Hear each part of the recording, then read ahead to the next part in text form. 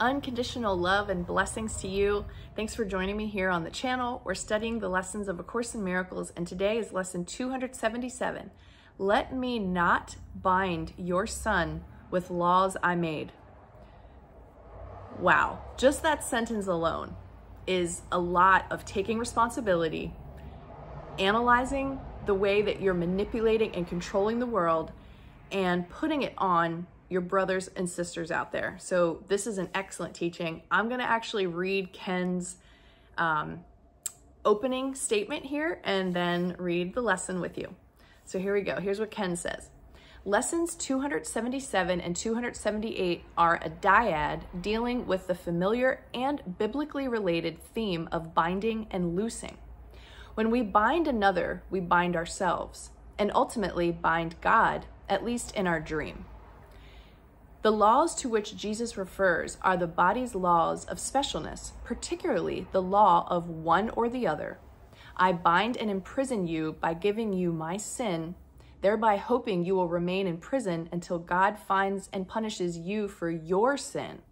In doing so, I have the illusion of being free. Earlier in the workbook, Jesus explained that the jailer is imprisoned as much as the prisoner.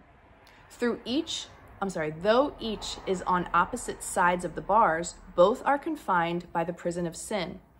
If I accuse you, I want to see you imprisoned in sin. Yet I continually have to project mine onto you in order to keep you there. This patently imprisons me by sin, for I am myself bound by the need to project, attack, and bind. Whew. Okay, so let's get into the lesson. Your son is free, my father. Let me not imagine I have bound him with the laws I made to rule the body. He is not subject to any laws I made by which I tried to make the body more secure. He is not changed by what is changeable. He is not slave to any laws of time. He is as you created him, because he knows no law except the law of love. Let us not worship idols, nor believe in any law idolatry would make to hide the freedom of the Son of God.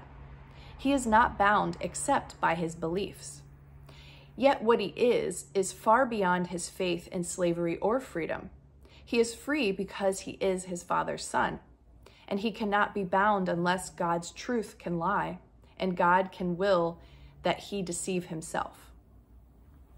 So what an excellent thought to have in your mind today. As you're going through your day, you know, this is when that bossy self needs to check itself, right? I mean, not saying that there's no reason to have any kind of structure in different areas of life. Certainly if you're caring for young children, I mean, there's common sense that comes into play here, but Jesus is teaching us about our judgments and our desire to control and our desire to project our own guilt and our own sense of wrongdoing that we just can't simply face or be with ourselves out onto other people, out onto the world, onto our memories of our past. And it's creating a kind of like an inverted energy. You know, you're working against yourself. Anytime you project and judge your brothers, you're working against yourself, and you're living in this false sense of security as if your rules and your laws apply to other people. It's not your place. And I'm talking to myself because I have definitely experienced times where I would be upset because things weren't perfectly under my control, or things weren't the way that I thought that they should be. And I had all these reasons as to why whoever I was relating with did the wrong thing, and what's wrong with them, and how do I diagnose them. So this, I think, is such an excellent teaching, showing us our minds and reminding us again that we are created by God, all of us, like at one time. And so when we decide that we're going to separate from this and, you know, worship, you know, put this on a pedestal and make this lower and less than, all of those intentions are going against the truth and the reality that we are all one being, and we need to learn how to forgive and have compassion for our brothers and sisters, have compassion for ourselves, our experiences, forgive ourselves for being little Miss and Mr. Bossy Pants. It's not our place. And if that's your way, then here's a chance. Jesus is telling you, take a look at that and don't do it anymore. Try to wean yourself off of all these rules and the ways of control in the world. And freedom really means we're under no law but God's. And that is the only truth that we really must kind of subordinate ourselves to, if you will. And when I think of God's laws, what immediately comes to mind is do no harm. So I'm perfectly happy obeying that law. Love one another. Be helpful in some way. These things feel like laws to live by. You know, practice forgiveness, have compassion.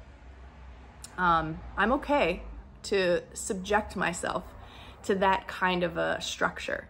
But anything else that's related to the body and all the rules of how things should be, it's like, nah, that's getting into territory that isn't connected to truth with a big T. So thanks for joining me here today doing the lesson. I hope it strikes you in a certain way and helps you evolve and soften and be the most loving, compassionate version of yourself that you can be. And yeah, enjoy today, and I'll see you back here again on the next video.